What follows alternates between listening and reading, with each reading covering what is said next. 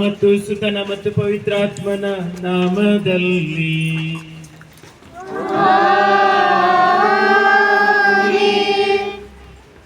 ಪ್ರಿಯ ಸಹೋದರ ಸಹೋದರಿಯರೇ, ನಮ್ಮ ಪ್ರಭು ಯೇಸು ಕ್ರಿಸ್ತರು ಮರಣವನ್ನ ಜಯಿಸಿ ಪುನರ್ಜೀವಂತರಾದ ಈ ಪರಮ ಪವಿತ್ರ ರಾತ್ರಿಯಲ್ಲಿ ವಿಶ್ವದಾದ್ಯಂತ ಹರಡಿರುವ ತನ್ನ ಮಕ್ಕಳು ಒಟ್ಟುಗೂಡಿ ಜಾಗರಣೆ ಮಾಡುತ್ತಾ ಪ್ರಾರ್ಥಿಸುವ ರಕ್ಷಣಾ ರಹಸ್ಯಗಳನ್ನು ಆಚರಿಸುತ್ತಾ ಪ್ರಭುವಿನ ಪಾಸ್ಕ ಮಹೋತ್ಸವವನ್ನ ಸ್ಮರಿಸೋಣ.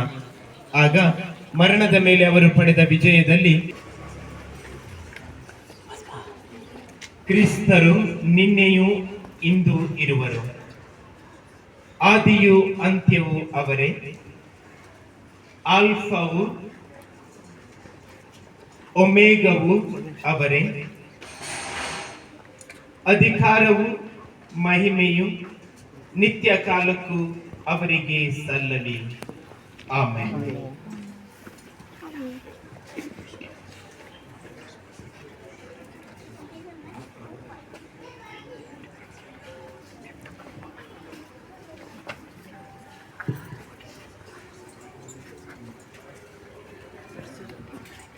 ತಮ್ಮ ಪವಿತ್ರ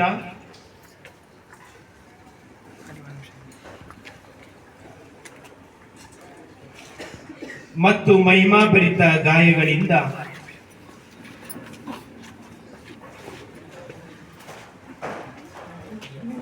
ಪ್ರಭು ಕ್ರಿಸ್ತರು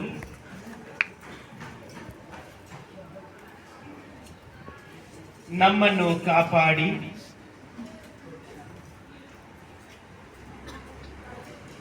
ರಕ್ಷಿಸಲಿ. ಆಮೆನ್.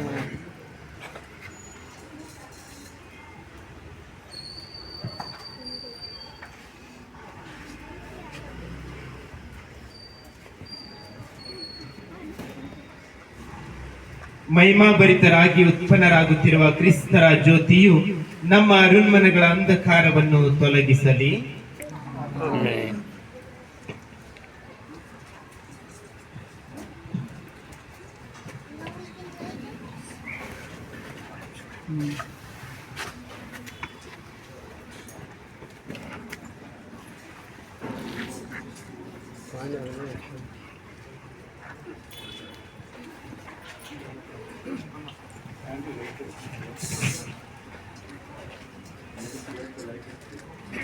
ಇವಾಗ ನಾವೆಲ್ಲರೂ ಪ್ರತಿಯೊಬ್ಬರು ಯಾಜಕರ ನಂತರ ಎಂಟ್ರೆನ್ಸ್ ಡೋರ್ ಆಗಮನದ ದ್ವಾರ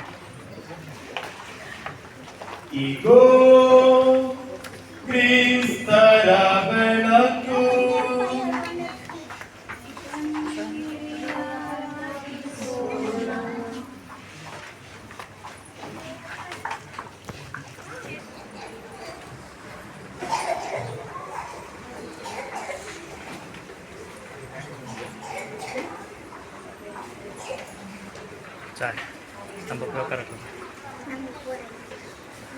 ಈಗೋ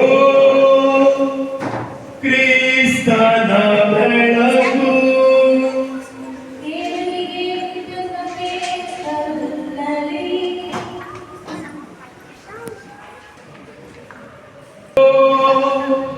ಕ್ರಿಸ್ತನ ಬೆಳಕು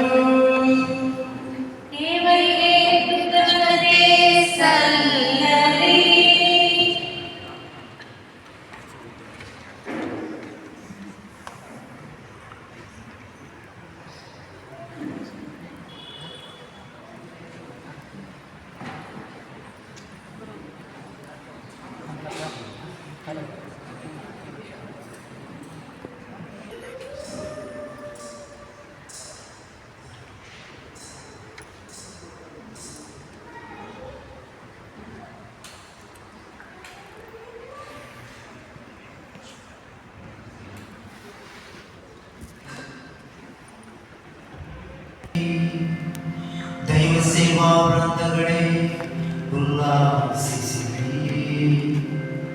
ಮೃತ್ಯುಂಜಯ ಯೇಸುವಿನ ಸ್ತೋತ್ರ ಮಾಡಿರಿ. ರಕ್ಷಣಾ ತುತ್ತೂರಿನಾದದಿಂದ ಸಾರಿರಿ. ಕ್ರಿಸ್ತರಾಜನ ನಾವೀಗ ಇಂದಿನ ಆಚರಣೆಯ ಎರಡನೆಯ ಭಾಗವಾದ ದೈವ ವಾಕ್ಯದ ವಿಧಿಗೆ ಪ್ರವೇಶಿಸಿದ್ದೇವೆ. ಈಗ ನಾವೆಲ್ಲರೂ ಈ ಎಲ್ಲ ವಾಚನಗಳನ್ನು ಭಕ್ತಿಯಿಂದ ಆಲಿಸೋಣ.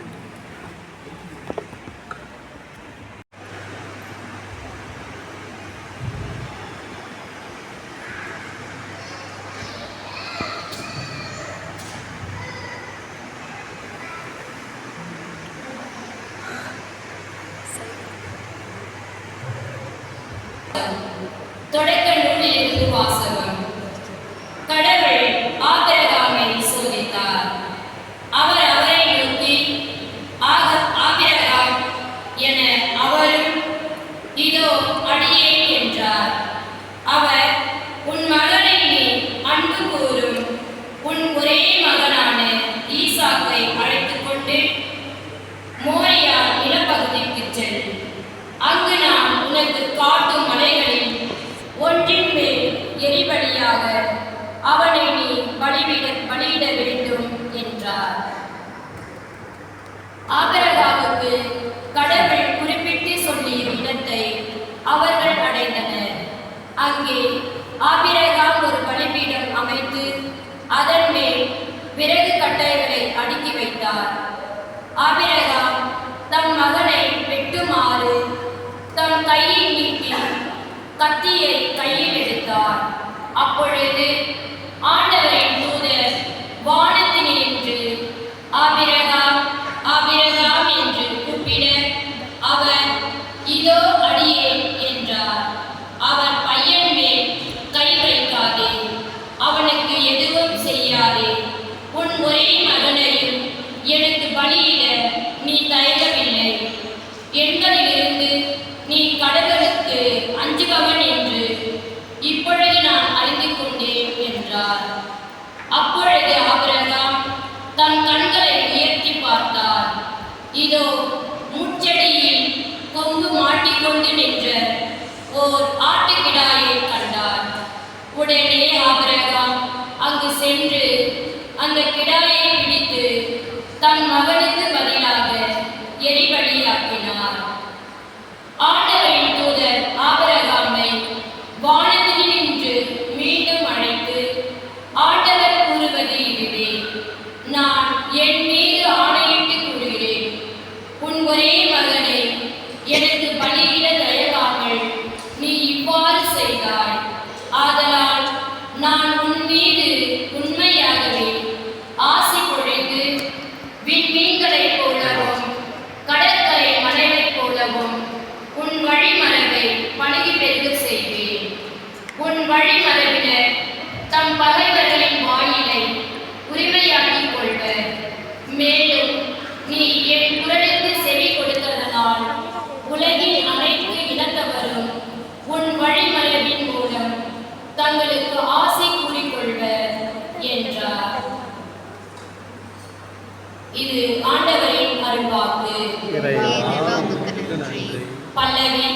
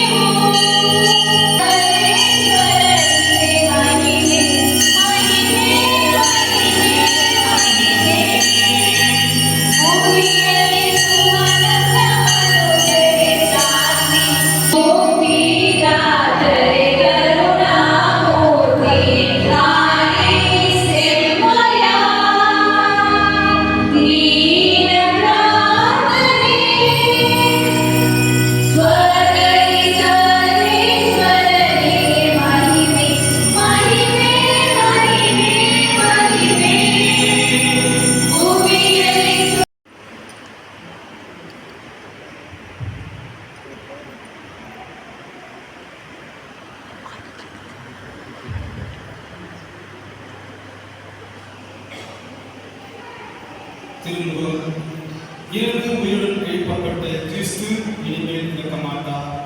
திருத்துதர் போல் ரோமருக்கு எழுதிய திருமுகத்திலிருந்து வாசகம். அதிகாரம் 6 இறை வார்த்தைகள் 3 முதல் 11 முடிய. சகோதர சகோதரிகளே, திருமுழுக்கினால் கிறிஸ்து இயேசுவோடு இணைந்திருக்கும் நாம் அனைவரும் அவருடைய சாவிலும் அவரோடு இணைந்திருக்கிறோம் என்பது உங்களுக்கு தெரியாதா? இறந்த கிறிஸ்துவை மாற்றி தந்தை உயிர்த்தெழ செய்தார். அவ்வாறு நாமும் புதுவாழ்வு பெற்றவர்களாய் வாழும்படி திருமுழுக்கின் வழியாய் அவரோடு அடக்க செய்யப்பட்டோம். அவர் இறந்தது போலவே நாமும் அவரோடு ஒன்றித்து இருந்தோமெனில் அவர் உயிர்த்தெழுது போலவே நாமும் அவரோடு ஒன்றித்து உயிர்த்தெழுவோம். நாம் இனிமேல் பாவத்துக்கு அடிமைகளாய் இராதபடி நம்முடைய பழைய மனித இயல்பு அவரோடு சிலுவையில் அறையப்பட்டிருக்கிறது. இவ்வாறு பாவத்துக்கு உடன்பட்டிருந்த நம் இயல்பு அழிந்து போகும். இது நமக்கு தெரியும். ஏனெனில் இறந்தோர் பாவத்தினின்று விடுதலை பெற்றுவிட்டனர் அன்றோ? கிறிஸ்துவோடு நாம் இருந்தோமாயே அவரோடு வாழ்வோம் என்பது நாம் கொண்டுள்ள நம்பிக்கை. இறந்து உயிருடன் எழுப்பப்பட்ட கிறிஸ்து இனிமேல் இறக்க மாட்டார். இனி அவர் சாவின் ஆட்சிக்கு உட்பட்டவர் அல்ல என நாம் அறிந்திருக்கிறோம். அவர் இறந்தார், பாவத்தை ஒழிக்க ஒரே ஒரு முறை இறந்தார். இப்போது அவர் வாழ்கிறார். அவர் கடவுளுக்காகவே வாழ்கிறார். அவ்வாறே நீங்களும் பாவ வாழ்க்கையை பொறுத்த மட்டில் இறந்தவர். கிறிஸ்து இயேசுவோடு இணைந்து கடவுளுக்காக வாழ்வீர்கள் என்பதை எண்ணிக்கொள்ளுங்கள். ஆண்டவர் நல்வாக்கு. நன்றி.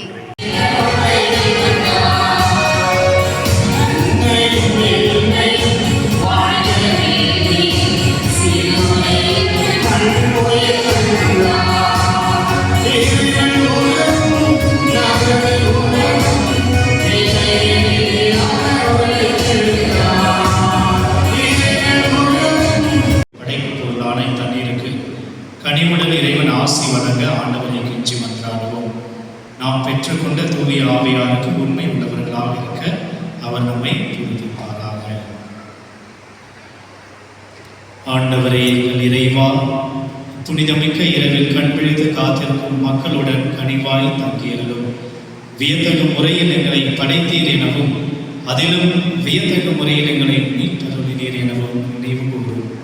எங்களுக்காக இத்தண்ணீர் மீது உமது ஆசியை கனிவுடன் பொழிந்தருளும்.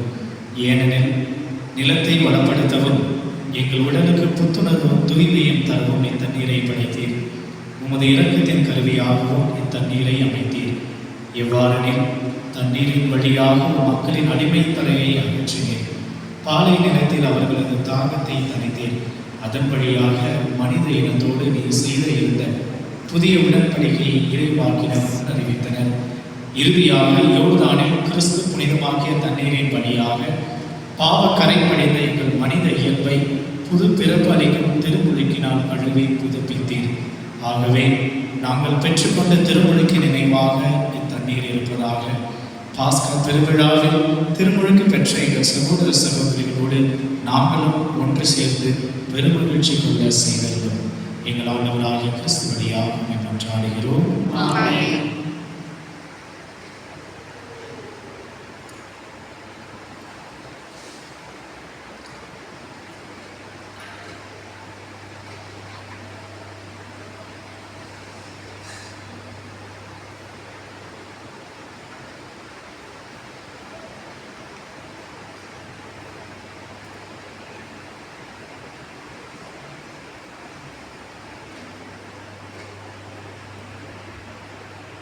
நமது அருளால் நாம் நிலைவாழ்வு பெறும் பொருட்டு நம் ஆண்டவராகிய இயேசு கிறிஸ்துவின் நம்மை பாதுகாப்பதாக.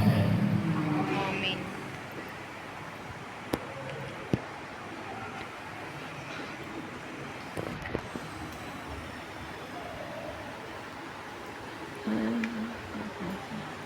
இது சும்மா காமிப்பா. கேண்டல்